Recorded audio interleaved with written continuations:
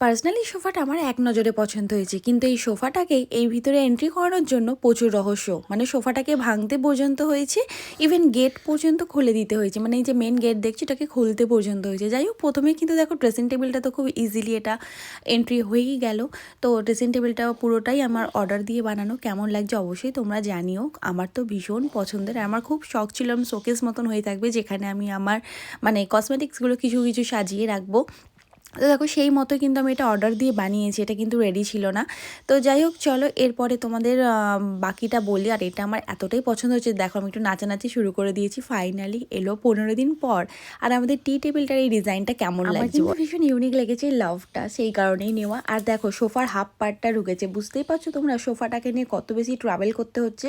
তো দেখো সোফাটা কিছুতেই কিন্তু ঢুকছিল না, মানে যা হোক করে হাফ বডি এখানটা এন্ট্রি হয়ে গেছে। আর বাকি যে সিংহাসনের মতন দেখতে পেলে তোমরা প্রথমেই, মানে ওম যে বলছিল কেমন লাগছে বন্ধুরা, তো সেই বডিটা কিন্তু কিছুতেই ঢোকেনি। সেইটার জন্য কিন্তু প্রায় নানা করে 2 সপ্তাহ পর মিস্ত্রি এসে, মানে কার্পেন্টার এসে আবার সব কাটাই ছাটাই করে তারপরে ভিতরে ঢুকেছে। কত না কত চেষ্টা করা হয়েছে। দেখো মেন গেটটাও খুলে দেখো লেফট সাইডে রাখা আছে, মানে আমি এখন বলছি আমার লেফট সাইড হচ্ছে। তো তারপরে দেখো সেটিং করার পর কেমন লাগছে, খুব সুন্দর কিন্তু, তাই না? আমার তো ভীষণ পছন্দ, আর এক চোখে পছন্দ হয়েছিল। আর ওমের মুখে শুনে না কেমন লাগছে বন্ধুরা?